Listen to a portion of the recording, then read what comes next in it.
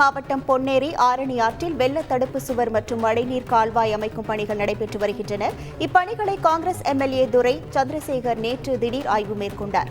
அப்போது வெள்ள தடுப்பு சுவரை கைகளால் அசைத்த போது கான்கிரீட் சுவரினுள் இருந்த ஜல்லி கற்கள் சரிந்து விழுந்ததைக் கண்டு அதிர்ச்சியடைந்தார். உடனே அங்கிருந்த மேற்பார்வையாளரை அழைத்த எம்எல்ஏ தரமற்ற முறையில் நடைபெற்று வரும் பணிகளை நிறுத்த உத்தரவிட்டார்.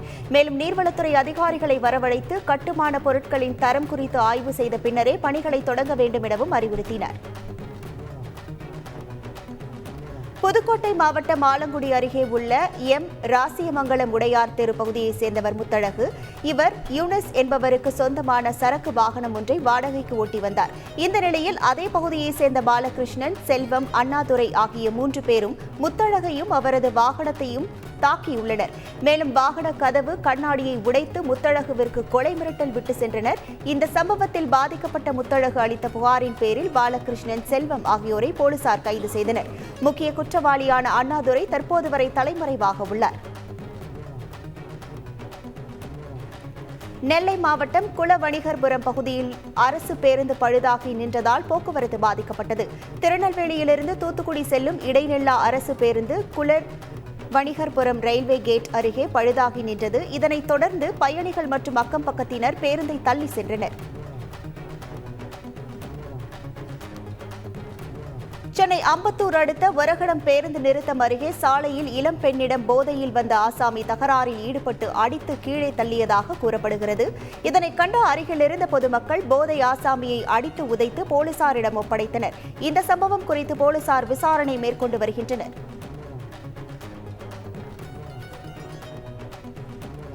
சேலம் மாவட்டத்தின் பல்வேறு பகுதிகளிலிருந்து கர்நாடக மாநிலத்திற்கு லாரிகளில் கடத்தப்பட்ட 6 டன் ரேஷன் அரிசியை உணவுப் பொருள் கடத்தல் தடுப்பு பிரிவு போலீசார் பறிமுதல் செய்தனர்.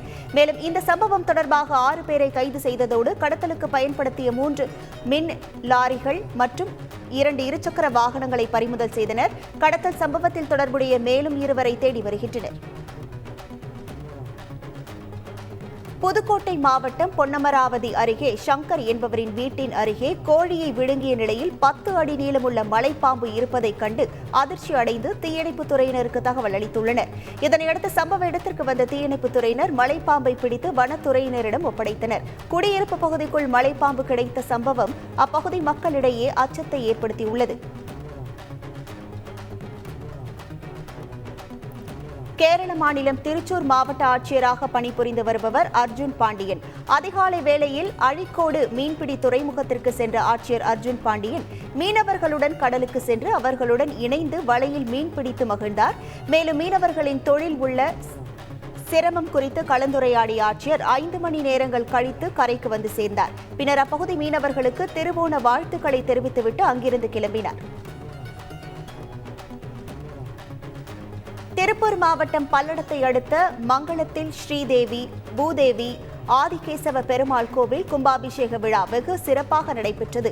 இந்த நிலையில் கோவில் நிர்வாகம் சார்பில் கொடுத்த அழைப்பை ஏற்று அப்பகுதியை சார்ந்த 100க்கும் மேற்பட்ட இஸ்லாமிய மக்கள் சீர்வரிசைகளை ஊர்வலமாக எடுத்து வந்து கோவில் நிர்வாகத்தினரிடம் அளித்தனர். இந்துக்களின் கோவில் வழிபாட்டில் இஸ்லாமிய மக்கள் பங்கெடுத்தது சமூக நல்லிணக்கத்திற்கு எடுத்துக்காட்டாக விளங்கியது. கன்னியாகுமரி மாவட்டத்தில் விநாயகர் சதுர்த்தியை முன்னிட்டு 200க்கும் மேற்பட்ட இடங்களில் வைக்கப்பட்ட விநாயகர் சிலைகள் வாகனங்களில் ஏற்றப்பட்டு மேலதாளங்களுடன் நாகர்கோவில் நாகராஜா கோவில் திடலுக்கு எடுத்து வரப்பட்டன. பின்னர் அங்கிருந்து ஊர்வலம் துவங்கி சொந்த விலை கடற்கரைக்கு சென்றடைந்தன. அங்கு விநாயகர் சிலைகளுக்கு பஜனைகள் பாடி விசேஷ பூஜைகள் நடத்தி சமுத்திர அர்ப்பணம் நடைபெற்றது.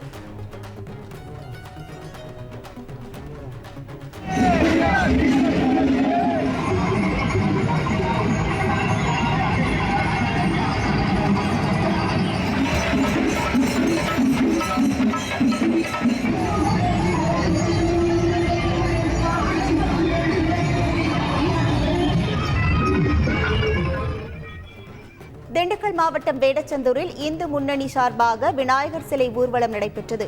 இதில் வேடச்சந்தூர் சுற்றுவட்டார பகுதிகளில் வைத்து பிரதிஷ்டை செய்யப்பட்ட 40 விநாயகர் சிலைகள் வாகனங்களில் கொண்டு வரப்பட்டு ஊர்வலமாக எடுத்து சென்று குடக்கனாறு அணையில் கரைக்கப்பட்டது. இதில் பக்தர்கள் சிலர் காளியம்மன், மாரியம்மன் உள்ளிட்ட தெய்வங்களின் வேடம் அணிந்து ஊர்வலத்தில் கலந்து கொண்டது பார்வையாளர்களை வெகுவாக கவர்ந்தது.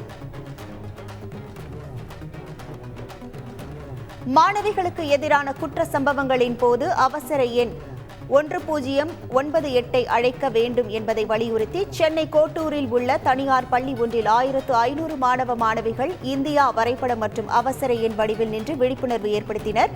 விழிப்புணர்வு பாடல் மூலம் சிறுமிகளுக்கு எதிரான குற்ற செயல்களின் போது அவசர கால எண் 1098 பயன்படுத்துவோம் என உறுதிமொழி ஏற்றனர். இந்த நிகழ்வு இன்டர்நேஷனல் பிரைட் உலக சாதனை புத்தகத்தில் இடம் பிடித்தது.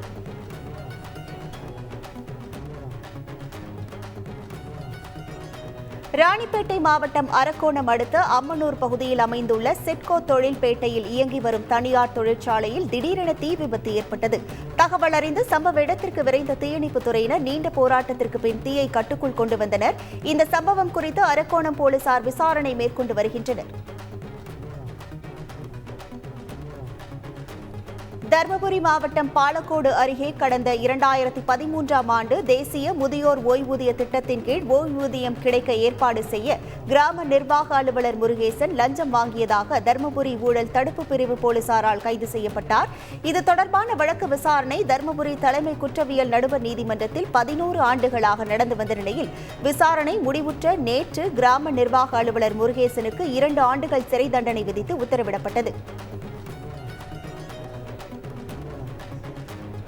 தருமபுரி மாவட்டம் தேன்கனிக்கோட்டை அருகே தையல் தொழிலாளியான கோவிந்தன் உனிசெட்டி கிராமத்தில் கடை நடத்தி வரும் நிலையில் அதே பகுதியைச் சேர்ந்த 8 வயது சிறுமிக்கு செல்போனில் ஆபாச வீடியோக்களை காட்டியதாக கூறப்படுகிறது.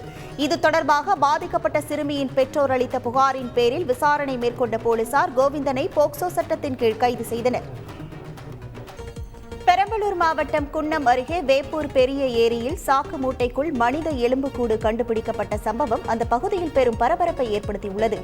இவை கட்டுமான பணியின் போது தோண்டப்பட்ட குழியில் கிடைத்த எலும்புக்கூடுகளா என்ற கோணத்தில் விசாரணை நடைபெற்று வருகிறது.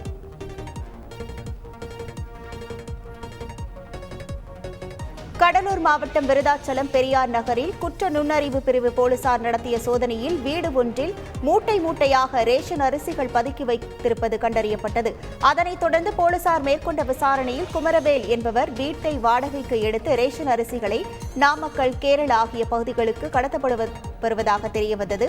இதன் அடிப்படையில் குமரவேல் என்பவரை கைது செய்து அவரிடமிருந்து 4.5 டன் ரேஷன் அரிசியை பறிமுதல் செய்தனர்.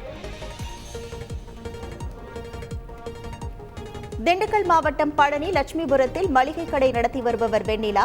இவர் கடையில் தனியாக இருப்பதை அறிந்த மர்ம நபர் ஒருவர் கடைக்கு வருவது போல வந்து வெண்ணிலாவின் கழுத்தில் இருந்த 3 பவுண்ட் செயினை பறித்துவிட்டு தப்பி சென்றுள்ளார். இதையடுத்து வெண்ணிலா கொடுத்த புகாரின் அடிப்படையில் சம்பவ இடத்திற்கு வந்த போலீசார் சிசிடிவி காட்சிகளை வைத்து தப்பி ஓடிய திருடனை தேடி வருகின்றனர். மயிலாடுதுறையில் தமிழக வெற்றிக் கழகத்தினை அமைத்த அலங்கார வளைவு அகற்றப்பட்டது. 2 இடங்களில் நடைபெறும் கொடியேற்ற நிகழ்ச்சியில் அக்கட்சியின் பொதுச் செயலாளர் புசி ஆனந்த் பங்கேற்பதாக அறிவிக்கப்பட்ட நிலையில் மாயூரநாதர் கோவில் பகுதியில் கொடியேற்ற விழாவிற்காக தொண்டர்கள் அலங்கார வளைவு அமைத்தனர். ஆனால் அனுமதி இல்லாமல் அமைக்கப்பட்டுள்ளதாக போலீசார் அழுத்தம் கொடுத்ததை அடுத்து ஆர்ச் அகற்றப்பட்டது.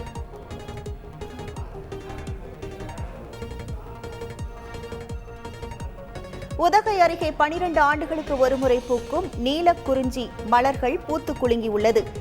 பிக்கப்பத்தி மந்து எனப்படும் தோடர் பழங்குடியின கிராமத்தை ஒட்டியுள்ள மலைகளில் பூத்துள்ள குறிஞ்சி மலர்களால் அந்த மலர்களே நீல கம்பளம் போர்த்தியது போல ரம்மியமாக காட்சியளிக்கிறது.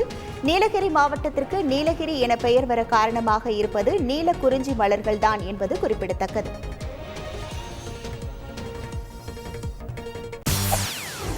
செய்திகளை உடனுக்குடன் தெரிந்து கொள்ள உடனே சப்ஸ்கிரைப் பண்ணுங்க.